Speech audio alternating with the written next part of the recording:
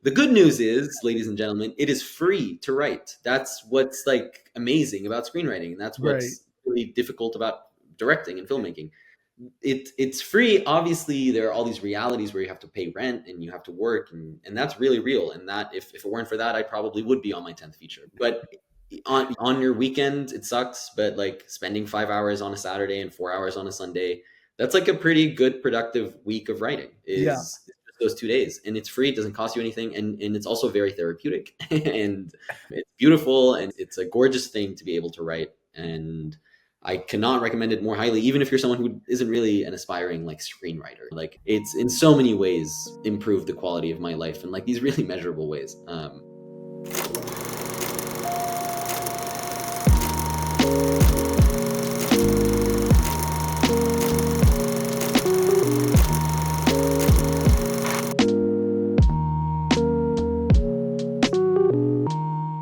Good day, filmmaker Ward Kamel. Ward, how are you today? I'm doing well. Thank you for asking. Yeah. I am beyond thrilled to talk with you. I had the chance to watch If I Die in America and was just blown away by how much you were able to put in one short film.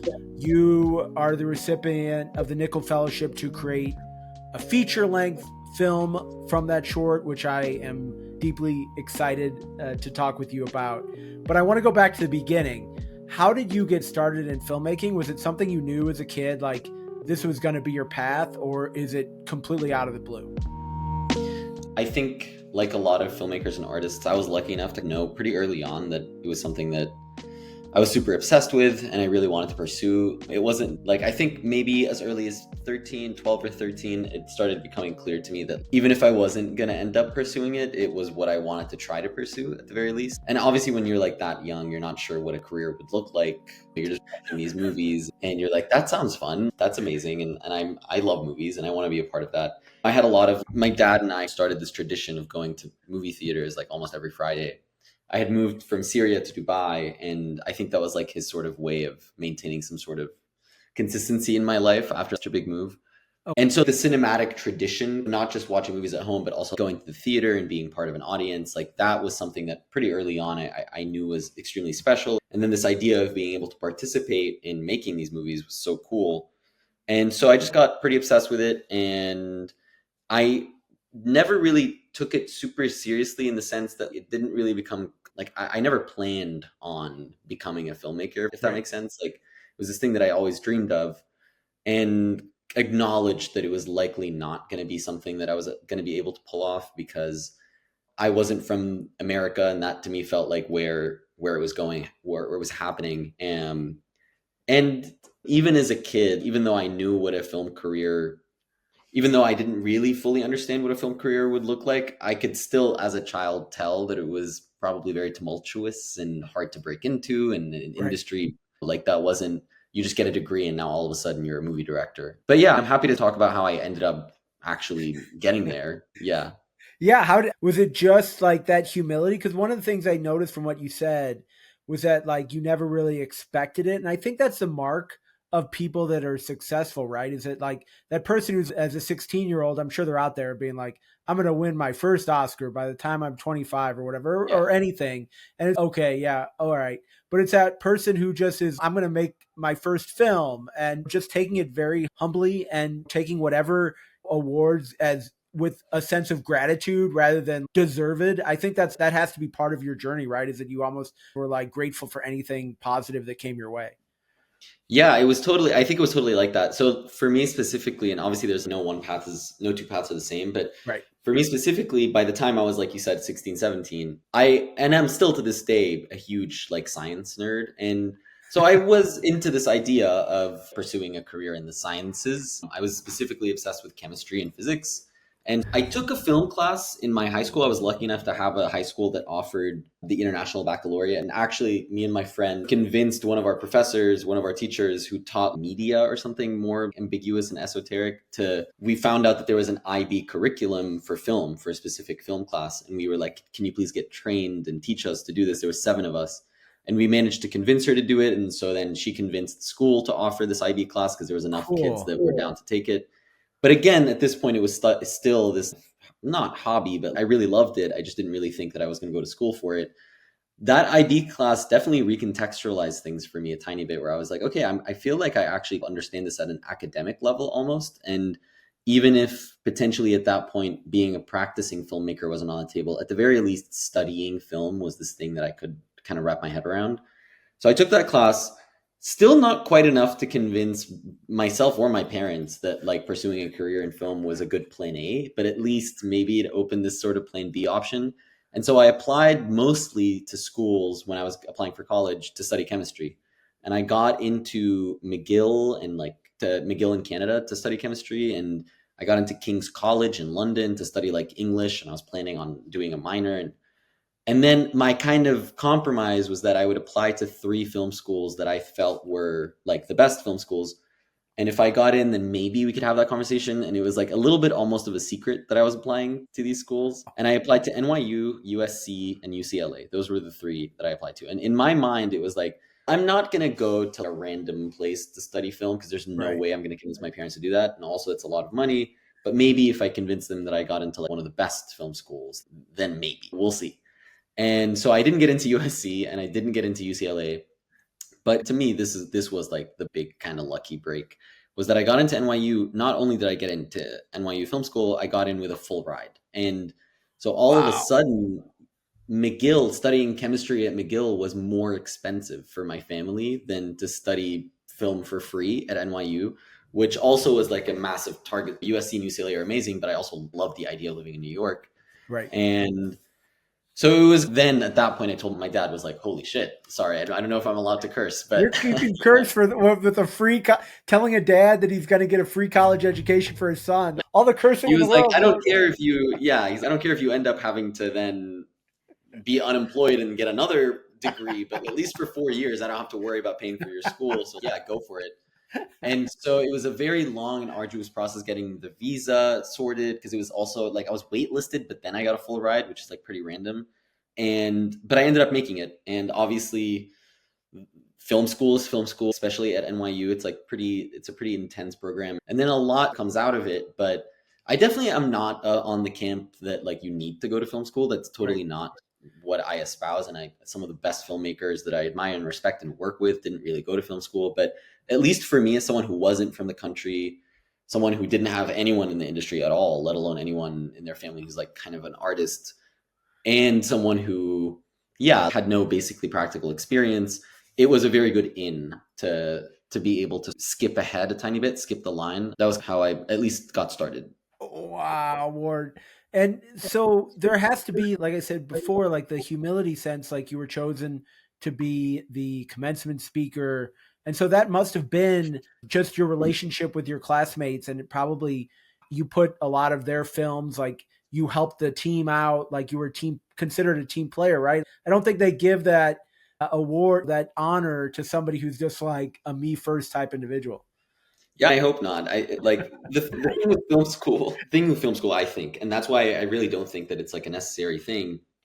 What it did for me, and what like the value that I still look back at it, the real value, the real takeaway is just the people. Like you're just surrounded by, I don't know, let's say 120 other kids your age who Right. have your level of experience but want to be in the film industry. And to me, that's what it really is. If you can create that community by yourself, that's film school. Like Yeah. what they teach in the classes, the writing, like the resources, that's amazing. And it's definitely worth it if you're someone who feels like you might be able to benefit from that. But ultimately, the real value is the people. And it's when you're surrounded by that many people, everyone's trying to make their projects and everyone's trying to get it done. And so you just inadvertently end up crewing on a Right. million short films. Like I've crewed, I can't even, definitely in the hundreds. Like as a, you start off when I was a freshman, I was like PAing on the senior classes that like to me were like Hollywood productions, like at that point, even though obviously they were still student films.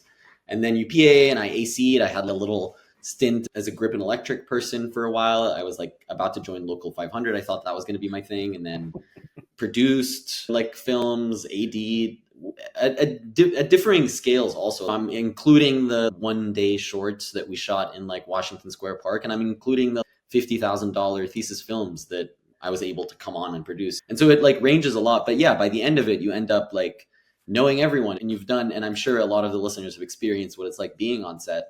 Right. It's really like you make friends fast, right? Because you almost trauma bond, especially if you're going on these away shoots. It's like a bit of a summer camp vibe. And so you get to know a lot of people really well, really quickly, and you're helping them make their thing come to life. And then they help you make your thing come to life. And so you're really bonded. And so, yeah, I hope that was part of why the commencement thing made sense to me. Like I was definitely someone who was making the rounds.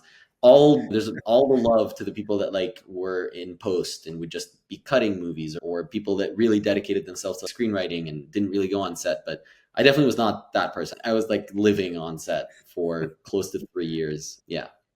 As you should be. And did you find that the admissions department did a great job? Like you looked around in a class or with your fellow students and you were like, yep, they make the grade. They deserve to be here type of thing, of like really extraordinarily talented individuals in creating films.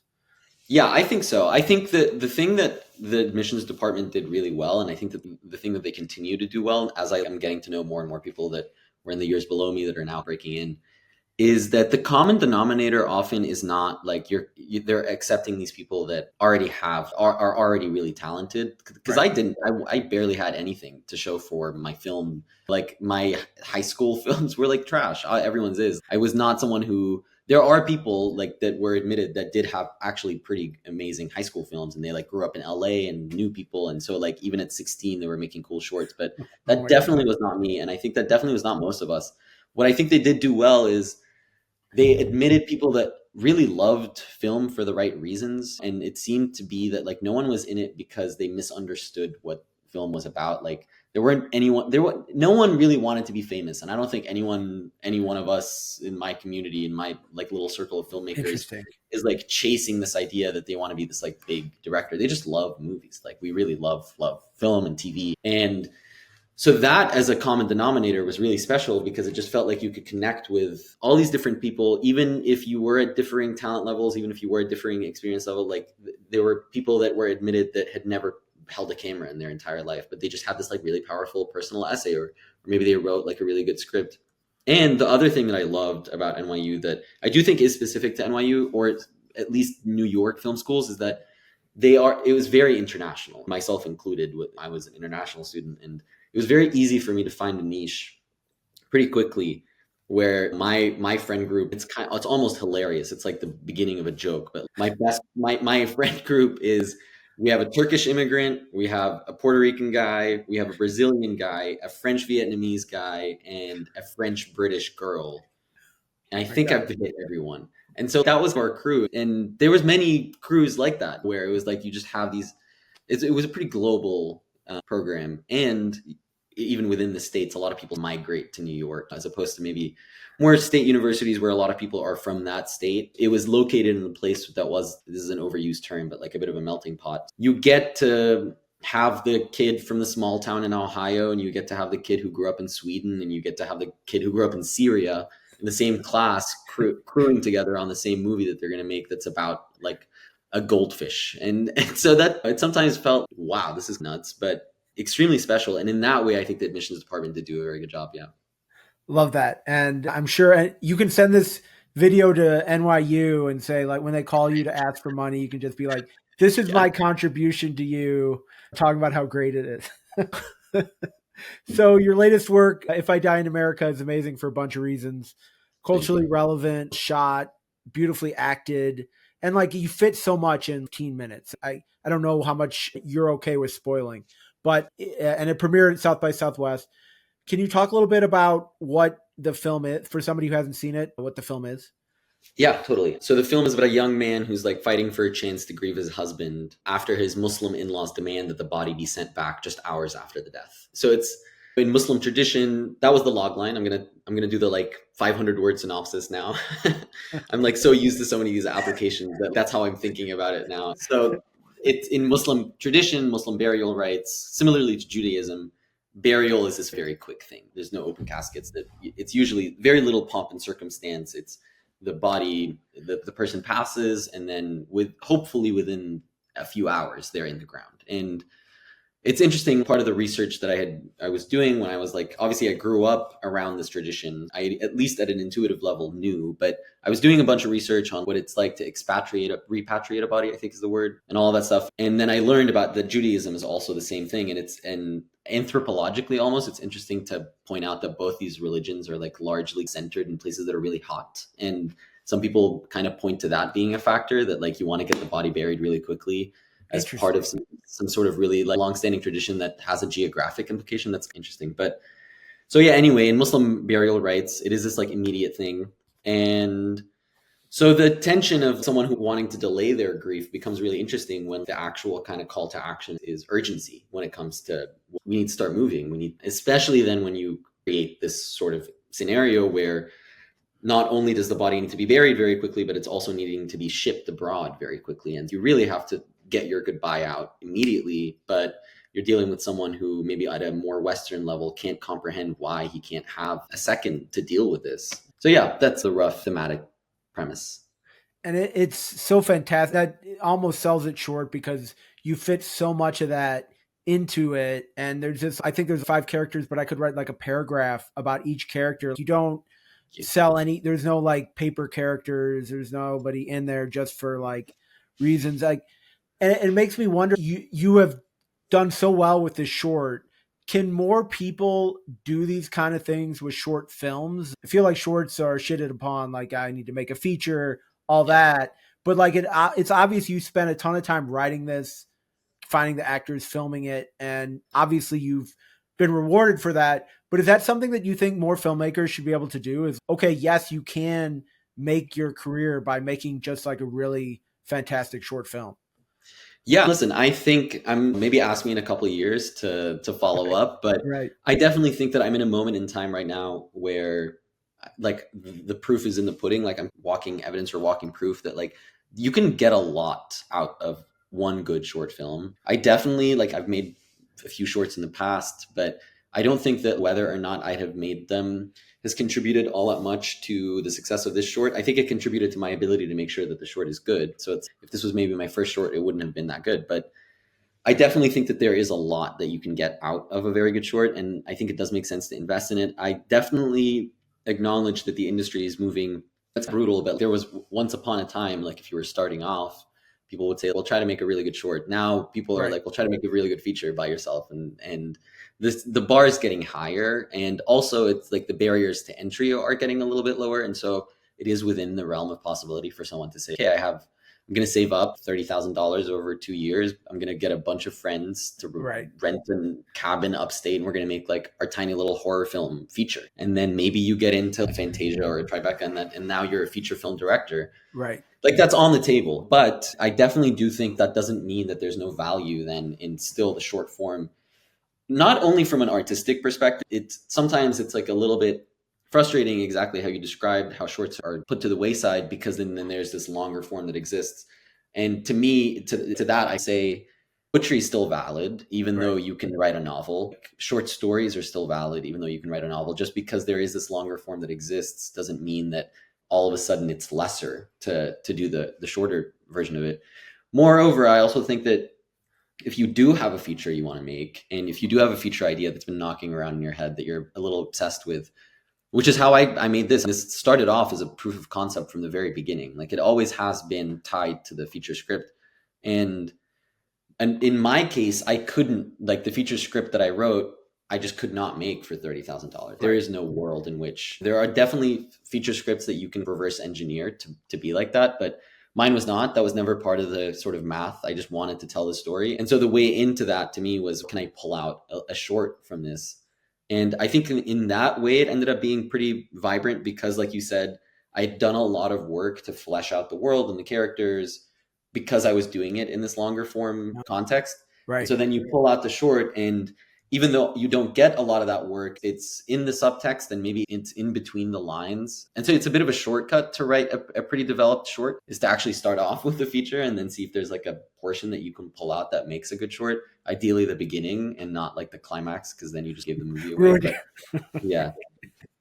So yes, that's my answer to that. I also just think that world where you want, the assumption here is that you want to be a feature film, or you want to be at least a long form film director, right? If that is your assumption, then you need to like really acknowledge whether or not you are ready to do that if you haven't yet really enmeshed yourself in the form of directing. Often the only way to do that is in the short form, because again, making a feature is really hard. And so I really like to think about this idea that if a couple of years ago someone had approached me and said, "Hey, I have $2.5 million. I want you to direct this feature." Obviously, it's like never going to happen. But if that had happened, would I have done a good job? And my answer is probably not. You want this thing to happen for you, but at the same time, you have to acknowledge that you're not ready for it. And so, how do you work to get ready for it? And the short form is a really good playground for you to be able to say that, okay, yeah, maybe if I am fighting for this thing and I am trying to advocate for myself to get funding for a feature, I also need to make sure that when like I don't get caught with my pants down if someone says yes, like here you go, you can make it, and then all of a sudden you're like, oh shit, this is my third time directing something on set, and it's with someone else's money. That you don't want to be in that position, and so yeah, It's wild, Ward, that filmmaking has such like a management portion of the art. Like you think about if we were going to write a book, yeah, okay, I'll spend more time in front of the computer for a book instead of a short story, but it's not going to change like my ability as a writer. If I'm going to paint something, if I'm painting a canvas, okay, maybe I buy more paint. But like in the filmmaking as an art, it like involves management. It's such a yeah. strange type of art to get involved in. Yeah, and also the nature of it that is so collaborative is what makes it so special, but at the same time often makes it like a very difficult endeavor. Like Right. you can technically just sit down in your room, lock yourself in and write your novel or write your Right. screenplay. And there's almost enough to talk about the compartmentalization of screenwriting and filmmaking, and how, and in that way I think that is ultimately what makes them so different, is that like screenwriting is free and you can do it by yourself, and that's why to me I'm like, at the very least you could be doing that. But filmmaking itself, it's like it takes a village, and in that sense, and also it costs money to feed a village, and so all of that sort of trickles down, and then it becomes this thing that you really cannot do by yourself. Like you just can't. It's a collaborative art. Again, that's what makes it so special, and that's what often is like the best part about it. But yeah, practicing that is hard. It's like really hard to practice Right. directing, and it's really hard to hone that skill in a no risk environment, or at least in a low risk environment. And so when you're able to do that, I think that's going back to that film school thing. Like that is what film school gives you, but you certainly don't need film school to give you that. Like you just need a group of people that are like dedicated and a little stupid enough to join you in Washington Square Park when you try to make this movie, or join you in your parents' house like on a weekend and you're making your shitty little horror short. Like that's all you need, because that's how you get the practice out. You can't do that by yourself, but at the same time, like you can do it in these pretty low risk, low stakes environments. Like it doesn't have to be these massive. In fact, I guess the point that I'm trying to make is that in order for you to get to a point where you feel like you can practice it in these high stakes environments, you really need to make sure you've maxed out your like level or your character level in these lower stakes environments. And that should be something that you can be able to pull together as like someone just starting out. Love that. So you are 2024 Nicholl Fellowship recipient, which is probably the premier award for screenwriters. And let's talk about ridiculously hard this was. Award 5,500 scripts from 80 countries, 4 individuals, 1 writing team. So can you talk about like how you found out that you were the recipient and how important the screenwriting portion of things of filmmaking is to you? Yeah, I definitely can talk about that. Let me say this. I was not expecting it. I really was not. I am like a serial applicant. Like I apply to everything and anything. The badge of honor that I wear is that I think I've been rejected from more programs, grants, and labs than most people have even applied to. I am like, if it's open, I'll apply to it. And so I've applied to the Nicholl like a few times. This was not my first time. Every feature I've ever written, I just throw in there. But it's a bit like But buying the why lottery. not? What, Yeah, what would it take away from you? yeah, it's like doesn't cost all that much. Also, the Nicholl specifically, when it comes to applications like the Sundance Lab, the Film Independent Lab, all of those places, that's like a beefy application. It'll take you at least a day to get all your essay answers together, if not more. And that's if you have a nice foundation of application material. But The Nicholl is just the script. That's it. In fact, like they make you scrub your name off of it. You have to take your name. They're not looking at any bio info. They don't give a shit, right? Like it's just the script. That's all it is. So it's a very easy application. It's an easy throwaway application. It is a bit of a lottery ticket because, as you've mentioned, it's 5,500 submissions a year. And they cap it at that. Like it would probably even be more. Everyone who's semi-serious about a feature that they have written, like they've submitted it to the Nicholl. I can almost guarantee you. And so in that sense, you really don't expect, you can't plan on winning something like that, right? That can be part of your plan. Whereas even like a Sundance Lab, like you might even have reason to believe that that could be something that you actually want to plan around. Right. Or a Film Independent Lab or something like that. Even those odds are still pretty low. But there's reasons to then build material enough. And if you talk to enough people where they're like, yeah, you might have a decent shot. The Nicholl, there's such a luck aspect to it when it comes to these blind reads, because if the person that first read your script had just read one of the best scripts they've ever read in their life, then all of a sudden your script looks like shit compared to if maybe they had just read something that was really bad and then they read yours and they're like, oh, thank God, like this is legible. Or if they had just had a bad day, they woke up on the wrong side of bed that morning and they just don't want to, they're just like in the mood to reject something. There's that initial line of defense that's really there's so much that goes into whether or not your script resonates in that initial round that, like, in all likelihood, out of that 5,500, so many are getting thrown out just from that very first batch that probably could have been finalists or winners, maybe even if they had just made it to the right person along down the line that is actually pretty serious about reading whatever is being submitted. And that's the Nicholl. That's an organization that pays its readers pretty well. And in fact, the thing about the Nicholl that's interesting to me is that they lose money they don't make any money off of it. There's other competitions and there's other festivals that aren't even having readers that are like that well compensated. And so it's even shittier odds. All of this is to say that I was not expecting it at all, not even one bit. And so I found out that I was a quarterfinalist. And to me, that was amazing news because that's already a cool thing to throw on a script. If I'm sending it to people, I'm like, hey, this was a Nicholl quarterfinalist. And then like pretty soon after that, like before I could even fully digest that, I'll say one thing about the Academy, they move fast. Like before I could even digest the quarterfinalist thing and tell people, I remember I updated my website bio to include the fact that it was a Nicholl quarterfinalist.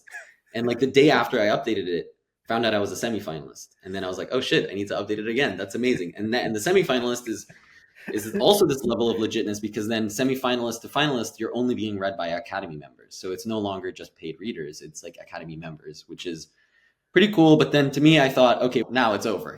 Now it's people who actually know how to read.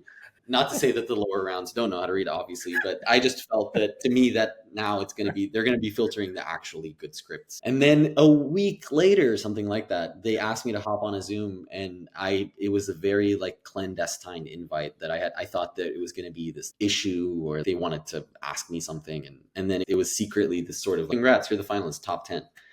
And at that point, they didn't tell you what the topic of the Zoom was? Nope. In fact, no. I don't even know if I'm like allowed to divulge the details. So maybe I'll try to be vague about it. But no, I was not told what it was about. And I would even go as far as to say that they had intentionally made it sound ominous. And I think it was because they wanted to really catch us off guard. To me, I was expecting to hop on a Zoom that was going to be something along the lines of, hey, there's a problem with your application. That's how it was worded. And I was like, oh, brother, here we go. But then it was, it worked. Like it was a massive surprise. And also the temporality of it was surprising because, again, I had just found out that I was a semifinalist like a week ago. My website bio was getting updated. Like it was like every week I was updating this thing.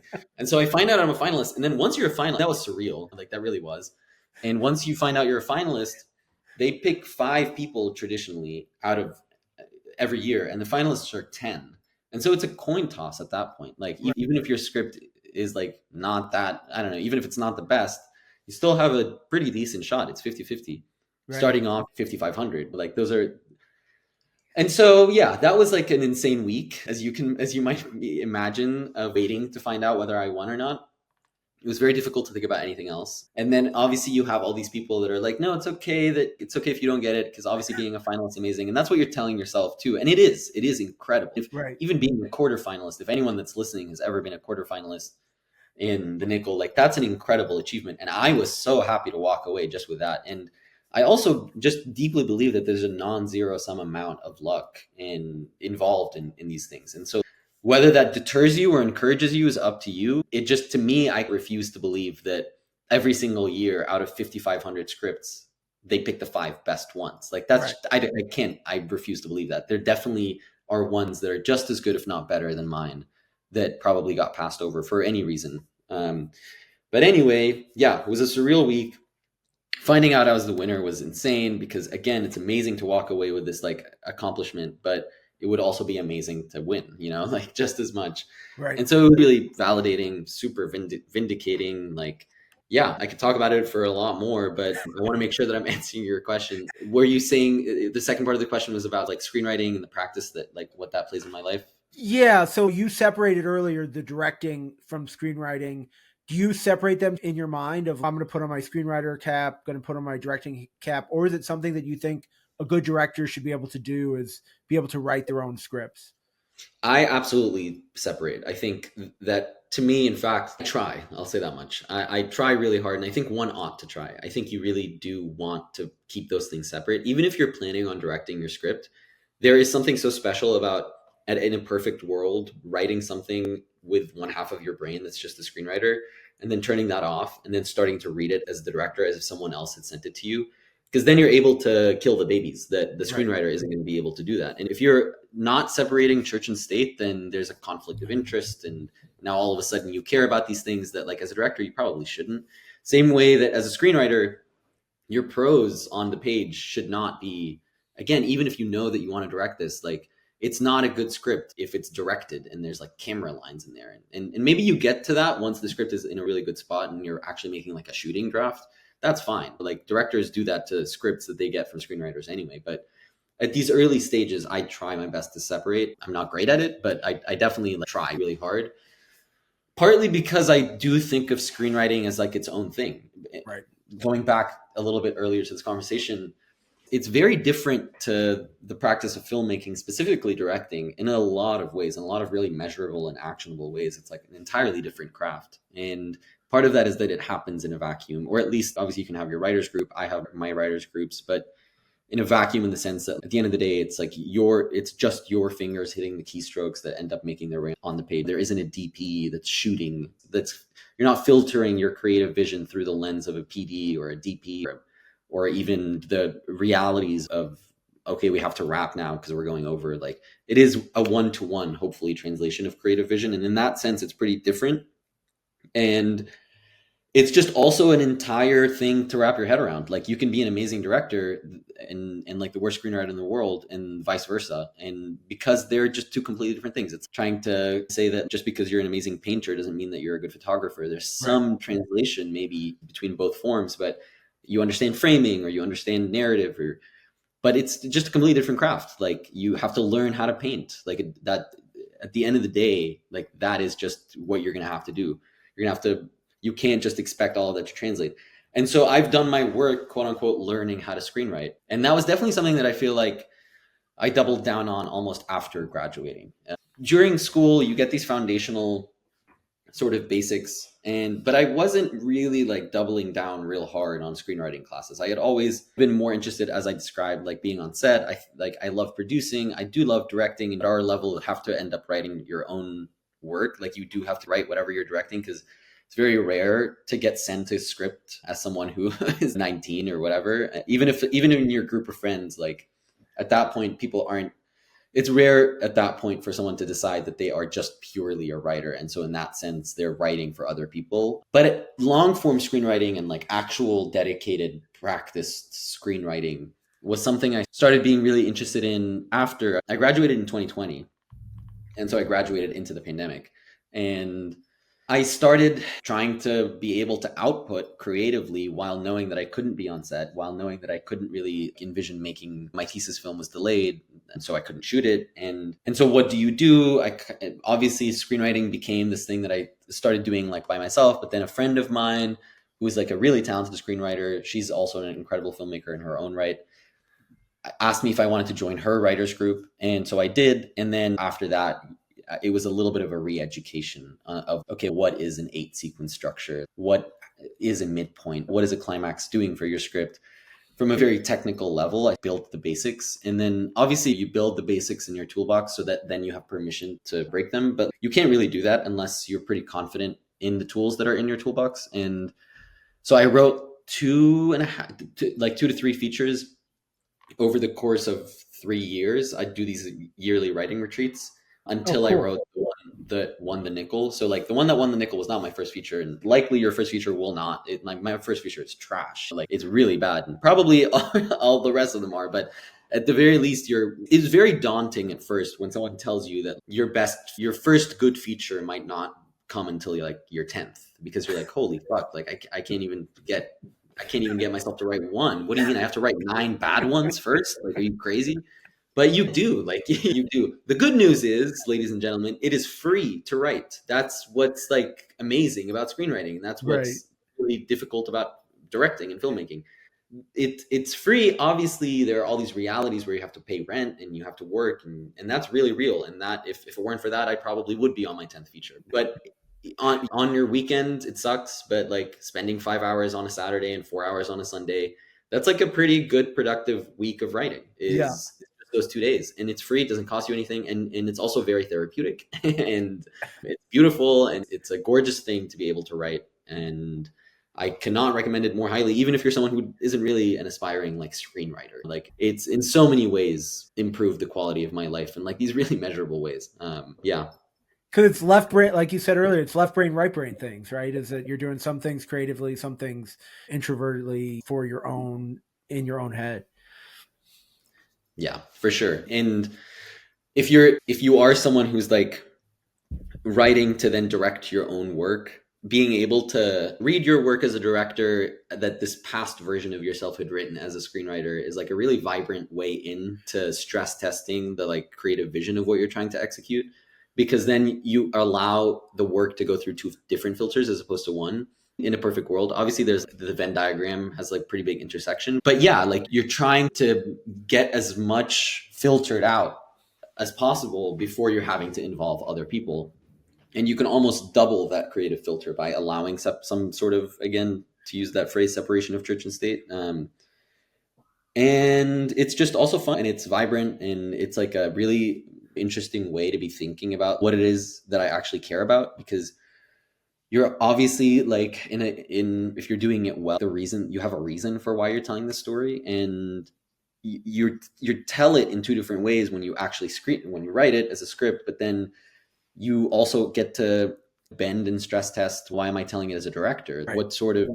What thumbprint do I want to put on this like material that then is aligned with some sort of theme or like mission or ideal that I have as a director, not just as a screenwriter when I was writing it down. So how do you accomplish that? In a previous episode, I talked to the dean of New School, Vlad Nikolic, and one of the comments that he made that really resonated to me about the kind of films that I like are the ones he tells his students, don't beat your audience over the head with your point. Subtlety is a way to go. And it's easy to say that, but I think it's hard to have that translate to the screen. Obviously, as we talked about, you had the feature length of If I Die in America ready to go. So you had a ton of material, and you did a great job of showing, not telling with the characters. But so as a writer, as a filmmaker, how did you decide to do that, to make it where you're not beating the audience over the head with it, but you're also telling the story in a way that resonates? Yeah, for sure. Listen, that is like in a lot of ways the challenge, right? Like to an extent, like the only thing that makes a story is the temporality of when information is revealed. That's really that's what then storytelling is, your decision as to when do these things get revealed. Because otherwise there's like this picture of a story that exists, that all of it is happening at the same time, and all the information is available right up front. And then what you're doing is deciding, what if I place this here, and what if this doesn't come up until then? Like that is in a lot of ways the form. It's not easy. It is tricky to end up towing that line. I really think that like the North Stars often come down to like treat your audience like they're geniuses. And I think that's sometimes hard to do. But if you do that, then you can tell when you watch a movie or when you watch a TV show and the filmmakers think that you're dumb. It sucks. It's not fun. You feel almost talked down to. Right. And I understand the instinct because everyone's very precious about the story not coming across. I get that. And it's a fear that I've definitely had. But you just have to believe that your audience aren't just smart. Like, I really do think you need to imagine them as the smartest person that's ever lived. And they're just absolute geniuses that are 10 steps ahead of you. Try to place that as the person in your head when you're writing. And I can almost guarantee that then whatever comes out will be satisfactory, or will be satisfying for someone watching, because they're going to feel like they're being treated like they're smart. And there's this quote, I can't remember who it's like attributed to, but it's okay for your audience to be confused for a few minutes, but it's a tragedy if your audience is ahead of you for a few seconds. If they are ahead of you by just a bit, then you've completely lost them. Like, that's not, no one really wants to be sitting there thinking that they could have told the story, or they're like ahead of the story even better than the filmmakers presenting it. But you'd be surprised at how many people are okay being confused for a little bit. That's something that you're willing to risk in service of making the audience feel like they actually are like a peer, and making them feel like you're telling them the story the way that it ought to be told, and that you're not giving them these spoon-fed nuggets of information just to make sure that you haven't lost them. You can lose them for a bit. They're probably, have some faith in them, because again, they're geniuses, right? You have to think that way. Obviously, when you're like being written for hire, or when it's like a writing assignment, that's different. But if it's the work that you want to be delivering, and it's like your prestige script, then that's really going to help you. It's going to go a long way. The other thing is, I think what also really helps is this idea, and a lot of artists espouse this, and I think it's often misunderstood. This idea that like, you got to make your movie for you, and you have to make it so that if I like this, then that's fine. That's something that I can actually measure. It's very impossible for you to make something for someone else, or to satisfy the interests or the curiosities of someone else. You have to be that first line of defense. If you like it, you should be working to the point where you think that you would enjoy seeing this in theaters. It's hard because obviously you know what the story is, and so that doesn't end up being like sometimes as easy to pull off. But just even more generally speaking, I think that's a good way in as well, to deciding like when to reveal information, or how much to trust your audience. It's, do you think that there's a world where that line of exposition would rub you the wrong way? And really think about that. Like, genuinely, you sit down and try your best to erase everything that you know, and you've gone to that scene in the theaters, and then that person delivers that line, and you're like, I already knew that, or this just feels so like exposition dumpy. Be your worst critic, and if you are able to satisfy that, then you're way more than halfway there. Because in all likelihood, is you someone who's like, at this point, if I'm assuming I'm talking to someone who's actually screenwriting something, then you're already probably a pretty good audience member. Most audience members are not screenwriters. Most audience members are not like the biggest film fans. They're probably not as big of film fans and aficionados as you are. And so if you're able to satisfy your own sort of metric of taste, then yeah, you've already done quite a lot. What an incredible answer. I don't think I've ever heard it put that way. And that's just incredibly thoughtful about making sure that you move beyond that level of, okay, I'm not beating the audience over the head. So one of you, recipient of probably one of the most prestigious awards that an indie filmmaker can get, and you can speak generally here, but what are your thoughts on like how to capitalize on that? Because I feel like in indie filmmaking now you have like moments, right? Either your short goes viral, it shows up on Variety. There's a variety of different things that can happen for an indie filmmaker, but a lot of people just get their moment and then they either are ready for it or not ready for it. So given like how much you like knew about the Nicholl Fellowship, I would be shocked if you didn't like plan and then think ahead of like how you wanted to capitalize on this. So how do you think an indie filmmaker can capitalize on their moment by like being ready to go with however they want to proceed? Yeah. Yeah. I'm still in the eye of the storm to an extent. So again, hit me up in a few months or in a year or something and follow up and see if what I'm about to say is just like complete horseshit. But I think that ultimately, like, you can't expect success, but you can like plan for it, Right. and you can hope for it. But I think what planning for it really ends up coming down to is the first thing I remember. Okay, this is going to be a little bit of a long-winded anecdote, maybe not that long-winded, but I'll try to get it out quickly. I remember very early on in film school, a professor had, I think it was like, I can't remember who it was. There was a filmmaker that had come in that had a short at Sundance, premiered at Sundance, or either Cannes or Sundance, some like super prestigious AAA festival. And they were talking to us, and it was this like cautionary tale was the whole theme of the thing, because he had this film premiere at this like really prestigious festival. And what usually like the kind of lifespan of something like that is, at least for me, when we premiered at South by, I shot the film in March of 2023, and then it was just like go. Obviously, I'd been writing it for a bit and working on it and casting it pre-pro and financing it, and you location scout, and the location fell through, and then you shoot it, and you're like, oh my god, we got it, it's in the can. And then you have to cut it, and you're like, wait, this is garbage. It's like a steaming pile of shit. Like we need to cut it, we need to fix it, and you need to score it, and you need to get credits and okay, we made it. We finished it. Colored, sound design, cool. We're submitting to festivals. We got rejected from this one. We got rejected from this one. We got rejected from this one. Finally, you get into this like big festival. In our case, we got into South by, and then you think that's going to be a victory lap, right? Like you think that what you're meant to do there is go and enjoy, and everyone's celebrating you. But the very fucking first thing that you get asked when you show up at any of these spaces is, what's next? And you're like, what do you mean, what's next? I just did this whole thing. Can we not celebrate that for 1 second? But no, you can't. You really can't. You need to be prepared to answer that question. And that's what that guest was telling us, was that like he thought that he was going to go do this victory lap at Sundance, and then he had all these people come up to him and asking him what's next. And he's, oh, I don't have anything, but I'm working on this and I'm working on that.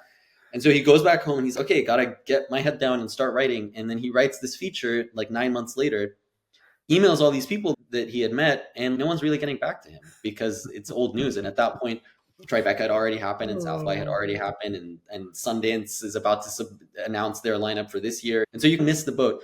Obviously, that's not to say that what he ended up having a successful career. There are ways around it. But I think in that sense, like when a big accolade like this comes your way, like for us, it was South by, and now it's Nicholl. The immediate reaction should not be like, oh, yay, we made it. It's like really not. The immediate reaction should be like, okay, cool. Now I have permission to share stuff with you. Like, that's really what it is. It's an invitation to be able to start dumping all the things that you want to get made on people that now are finally going to actually be paying attention. That's what the success is. The success isn't that you're being celebrated for this work that you got an award for. The success is that now finally you have a pair of like ears that might, be receptive to hearing what you want to do next. At least that's how I've been like trying to think about it, is very like future forward. And so in that way, I think the best way that you can prepare is to have a nice body of work. Obviously, if your first thing gets celebrated, then that's great news. But there is always going to be some chunk of time in between you knowing that this thing is about to happen and it happening. So like when we got into South by, we found out, this is a good example. When I found out that our short got into South by in December of 2023.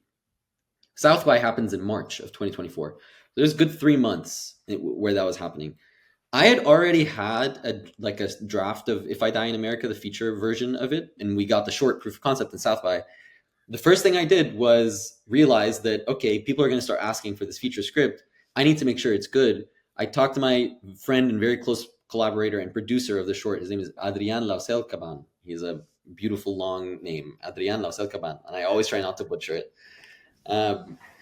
And so I talked to him and I was like, hey, dude, I think we're going to get a bunch of requests to read this feature. I want to make sure it's good. Do you want to take a little retreat with me? And we spruce it up. And so that's what we did. In February, I went to his place in Puerto Rico and I rewrote the feature of If I Die in America. And that's what won the Nicholl. And that draft was what won the Nicholl that I had rejigged as a result of South by. And so to me, that's not to toot my own horn, but that was a really good instinct that like I would definitely recommend people like repeat, is that like your immediate reaction to this piece of good news is like, wait, how much time do I have until people are going to start like celebrating me, quote unquote, for it? Okay, let's make sure I have something to show and something to stand behind, so that when they're saying, hey, great job, your immediate reaction isn't, oh, thank you, let's go have a drink. It's, oh, thank you so much. Do you want to be part of the next one? Do you want to hop on board to this next project? Because right now you have this 15 minutes of fame, quote unquote, where someone thinks that you actually know how to get shit done. And so that's the opportune moment for you to convince them that you want to do the next thing. And so like almost be preemptive. But again, touch base with me in a few months. Let's see if I completely change my tune, because it definitely is pretty fresh. I found out about the Nicholl like less than a month ago. And so I'm still wrapping my head around representation and what that's going to look like, and what it's going to look like, hopefully for us, for most of 2025, to be thinking about pre-pro and financing for getting the feature made. But yeah, so far that's what's worked for me, at least.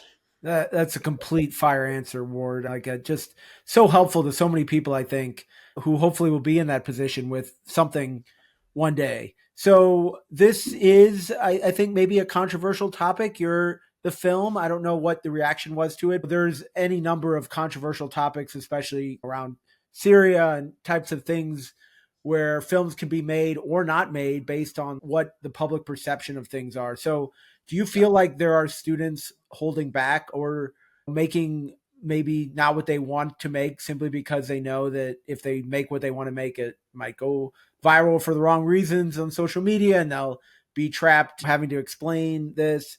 Or do you think it's still a haven, NYU and other places are still a haven to be able to try even controversial films out to Yeah, see how they respond?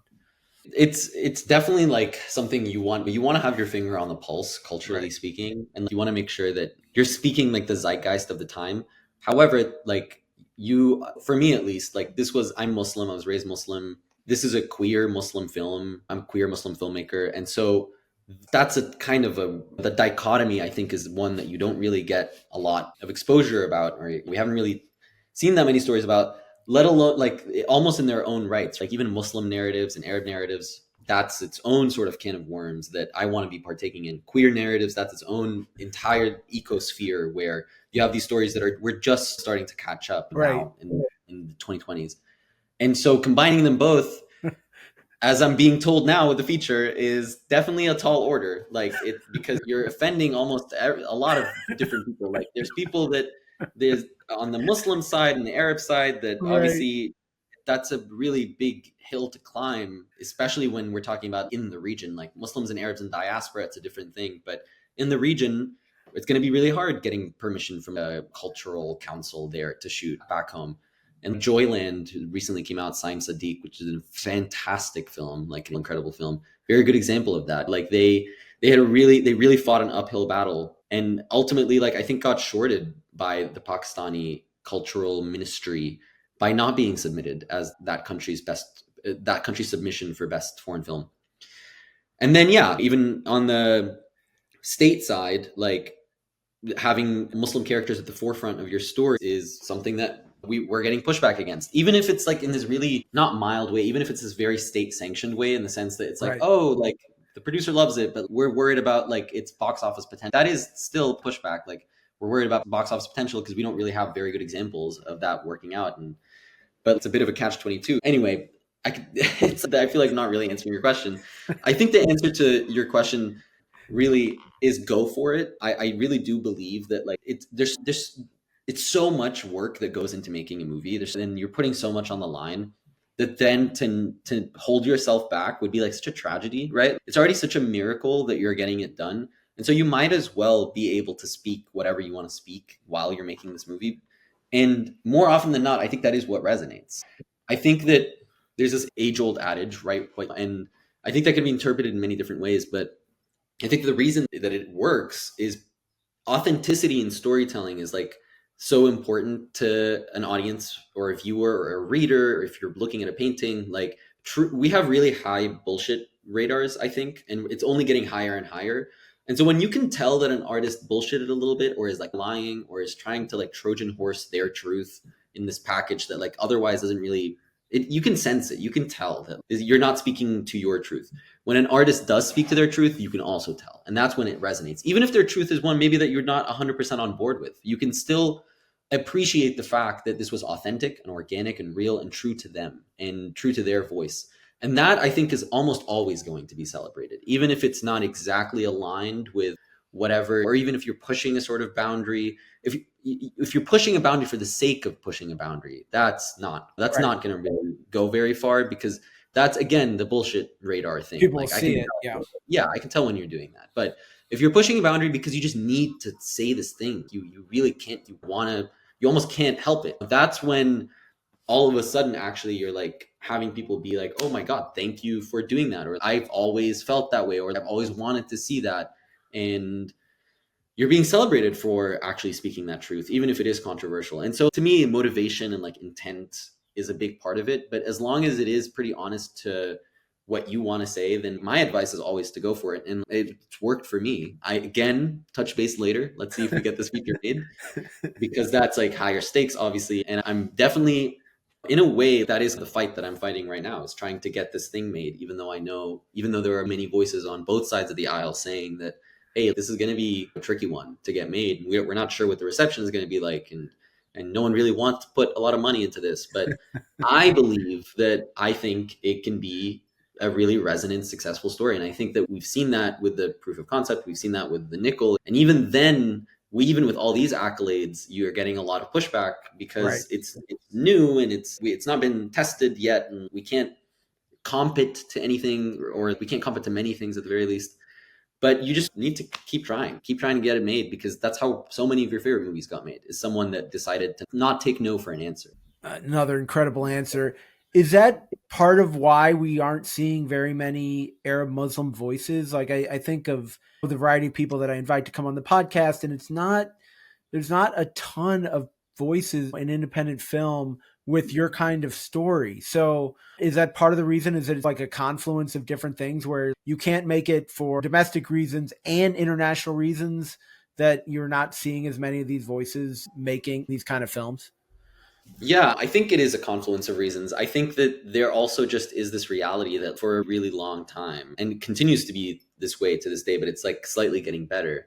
Like, film is this really high barrier to entry in industry. And Right. also, you have this pattern of nepotism, and you have this pattern of like industry insiders, and you have this pattern of like it costs a lot of money to make a movie. It there's like a it's like the entertainment industry, right? And so like the audience is a big part of it, and you can't, at the end of the day, like there is some non-zero sum reality check involved, where you're like, okay, like we want to tell these stories, but like, is anyone going to pay to watch them? And I think for a really long time the answer was no. Right. And that's changing, and then we're seeing that change, and it's incredible and it's beautiful, and you're seeing that change in a multitude of ways. The same way that, like, I think for a while there has been a confluence of reasons as to why we haven't been seeing those kinds of stories. I think there is now a confluence of reasons as to why hopefully we'll be seeing more and more.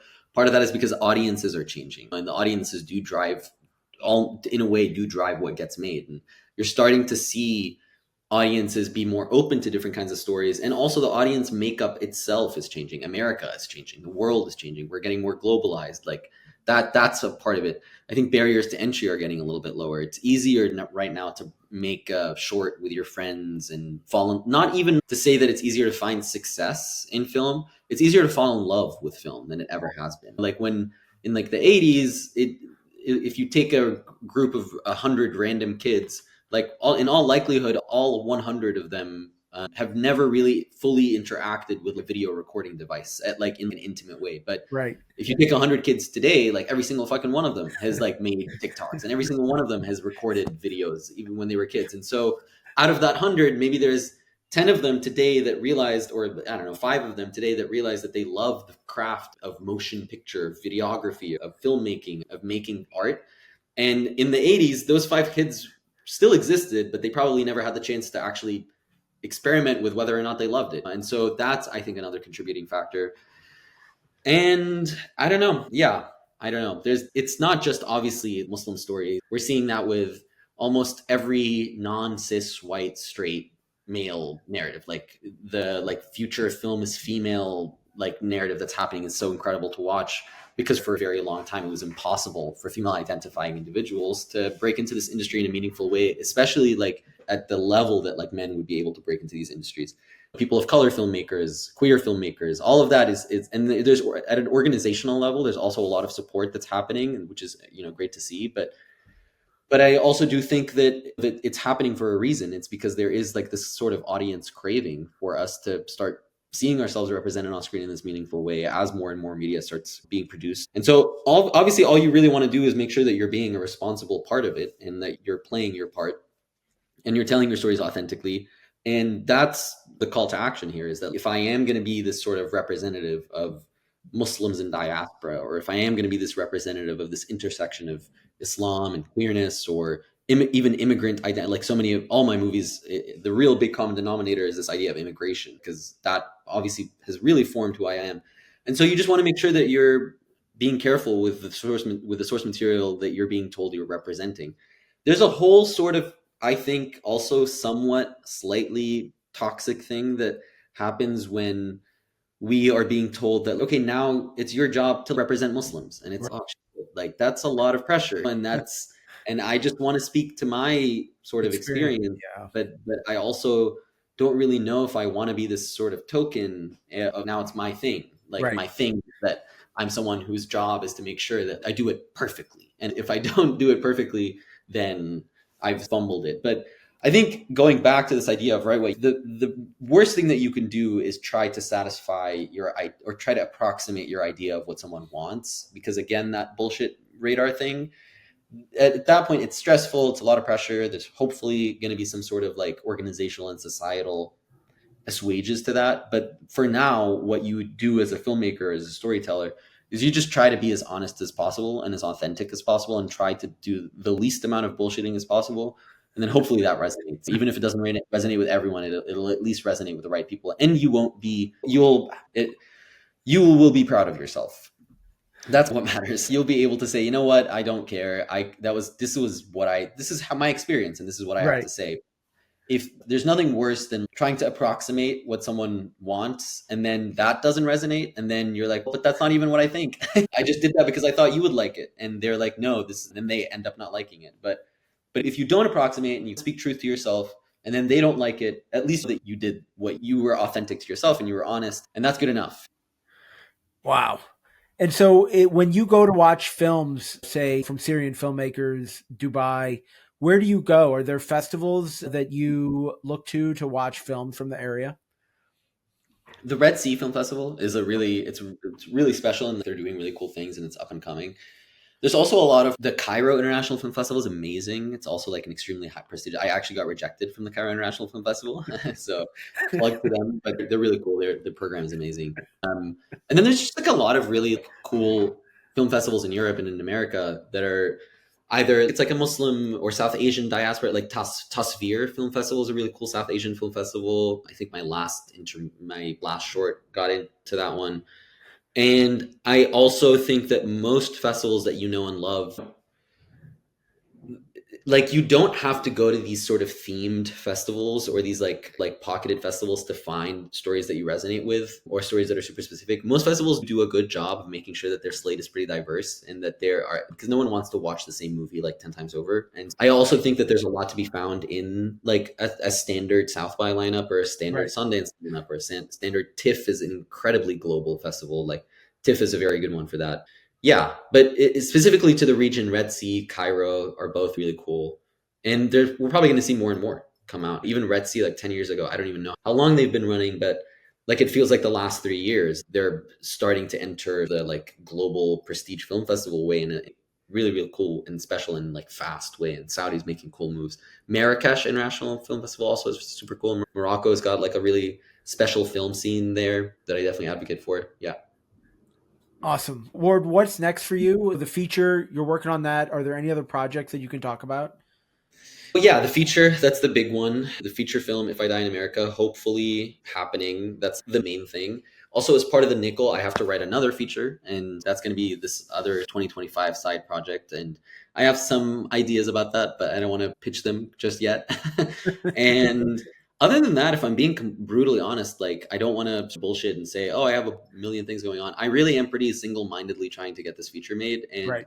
I do think that I'm slowly finding out that you need to be, it's a kind of a full-time job, taking just even just taking the meetings, taking the generals, it's like a full-time job. And so I'm trying to make sure that I'm dedicating most of my effort to doing that, because at this point that's my job. Hopefully we get to a point where there's enough people involved that they're able to start doing their jobs, but until that happens, I need to do my due diligence and make sure that I'm always here for it, and I'm like trying my best to get it made. And so that's what I'm doing. Yeah, that's like the main thing. Are we going to, and this is just for my own curiosity, and feel free to not be able to, not say that you're not able to tell me, but should we look at this short as are we going to go to Kuwait? What direction does If I Die in America, as generally as you want to go as it extends? Yeah, I'm happy to be somewhat specific. The log lines out in the open. Yeah, so the short If I Die in America is, which by the way is coming out on Vimeo as a staff pick on October 24th.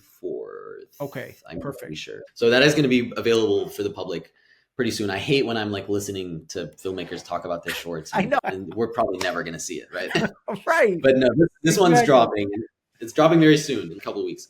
So the shorts is essentially, to an extent, the first 15 pages. And then the majority of the film is, as you've described, happens in the Middle East. It's still TBD on exactly where in the Middle East. Okay. That's somewhat of a production implication where we might want to be reworking based on where we shoot. But Right. narratively speaking, what the movie really is about is this man, this gay man attending his husband's funeral in the Middle East, trying to blend in and fit in with his in-laws, but obviously with a lot of difficulty as he is navigating what it means to grieve a version of his husband that while his in-laws are grieving this completely other version of his husband. So yeah, that's what the through line is.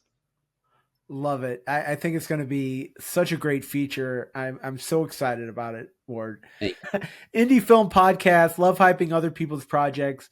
I think it's an underrated part of your success, right? And I know it seems counterintuitive, but all the things you said about your success were not like, oh, look at what I've been able to accomplish. You were just like, I've been rejected from a million different things. This happened. I wasn't expecting it. And those are, to me, the hallmarks of success and of a successful person in this. And so a long way to get to, you obviously support other people. So is there an indie film or filmmaker that you wish more people knew about? Wow, like almost all of them. So many. There's there's a lot of just like some of the films from I mentioned Joyland Saim Sadiq. I think he's one of the most exciting filmmakers working today. But probably a lot of you guys already know about him. Maybe one that I watched recently and that's also like orbiting my network is, I'm going to make sure that I get her name. Zia Anger, I believe. Yep. Zia Anger. She made a film called My First Feature, which was based off, do you know what I'm talking about, Ben? I do. Yep. Yeah. I think she's so cool. And my friend Adrian was on that set and he said it was like insane and beautiful and incredible. And I think she's like such an exciting filmmaker. Can't wait to see what she's doing next. So I would definitely try to watch My First Feature, Zia's film called My First Feature. I think it's streaming on Mubi now. Yes, I think you're right. Yeah. Yeah, it's called My First Film. And then, I don't know. I'm super excited to see what Charlotte Wells does next. If you haven't seen, for some reason you haven't seen After Sun, buy it today, rent it. Sun. Yeah, and I'm really excited to see what she does. Let me think. Yeah, this isn't someone this is just like a random plug of a film that I love, but I think it's a really good case study on how much you can get done with very little money. There's a filmmaker, her name is Britt Marling. A lot of you might know her work. She made The OA on Netflix. That was a very underrated show. She also just made Murder at the End of the World on Hulu. She had a feature film at some point called, I'm forgetting what her second feature film. She's amazing. Britt Marling. She's an actress and writer and director. The very first thing that she made was with a group of friends it was a movie called Another Earth. It was a tiny movie. I think it was like $100,000, a feature. And they made it all by themselves. Like they were all like Yale students or something or graduates. She didn't even study film.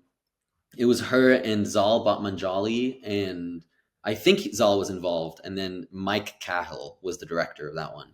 But she wrote it with him. She starred in it. It's this tiny movie. It's like, you can tell that it's like someone's very first feature. You can tell that they didn't get any money to make it. Like it was just basically their own money. They shot in their hometown. But it's, I think, exceptional. I think it's like a masterpiece, honestly. And I also think it's a really very good case study. It's a sci-fi. It's a very high concept sci-fi, but there's 2 VFX shots in the whole thing. And I think it's, to me, a seminal fundamental. If I ever taught a film class, if anyone was insane enough to let me do that, I think that would be definitely like a required syllabus watch. Because to me, it's just every single time I found myself in a place where I'm like, but I can't tell like that story because maybe I don't have enough money, or that would be impossible to make, or that would be too complicated. I'm like, but they did it in Another Earth. Like they made that movie about an alternate timeline and a completely different planet showing up in orbit, and her debating whether or not she's going to go to outer space for like $100,000. And you could never, you like immediately forget about that. You're not watching this movie the whole time thinking that, oh my God, like you don't feel teased by it. It was just a script that really understood the limitations of filmmaking and then found just this like incredibly human story. I could talk about this movie for a long time, but even though this movie was made a while ago and she's no longer an indie filmmaker, I think when it comes to like indie filmmaking sensibilities, it's a really good case study. Another Earth by Mike Cahill and Britt Marling. Just amazing answers. Why wouldn't NYU let you teach? Serious question. Did you Oh my feel god. like your professor, you could relate to your professor? I feel like the advantage of you teaching, and now we're trying to get you a job at NYU, but the Yeah, advantage right. of you teaching would be like you could relate more to the students. Not that the current professors can't, but there's a disconnect, right, between somebody who's like maybe accomplished a lot and a student. But the disconnect between Yeah. you and the students isn't that large. Like you graduated 4 years ago. So did you feel like they had teachers, professors that sort of were in the same position you are right now? Yeah, I think they had a good range. There was definitely some professors that were like, okay, you've did that your whole life has been teaching for the last 30 years. Hey, it's like the Right. professors that like, made a movie in the 90s that did decently well and then they just like whatever. Now live in like Greenwich Village and that's all they do. But In university uh, housing, right? yeah, exactly. But then you also did have, especially for some of the more craft classes, like our cinematography classes that I loved. I think the camera department is still cracking up at that, man. The yeah, cinematography classes and the editing classes, coloring class. I have a great friend that teaches coloring there. That those roles were often occupied by younger teachers, younger professors that were still really working in the industry. And it ranged. We even had the occasional younger professor. Okay. I don't know. I think often the kind of problem is that the university wants to maintain some sort of consistency with their teaching cohort or their Right. teaching their professors. And someone like me is probably not going to be the most reliably consistent presence in the sense that I would definitely drop everything, all my responsibilities if like I got a chance to direct my feature. And so I'm probably not the best bet. Like I would be like, screw you guys. I don't care. And so I don't know, but maybe, yeah, maybe like an adjunct position or something. Yeah. Oh, filmmaker Ward Kamel, this has been so much fun. I've loved chatting with you, and I loved how thoughtful you are. With everything regarding filmmaking, you've really put a lot of thought into all these issues that are facing independent filmmakers right now. And I think you really have given people a lot of great advice. Pending, we'll check back in a year. Yeah, yeah, exactly. Like to take down the episode. Right. But thanks for joining me today on the podcast. Thank you. Thank you. Yeah, I had a great time. Thank you for the lovely questions also.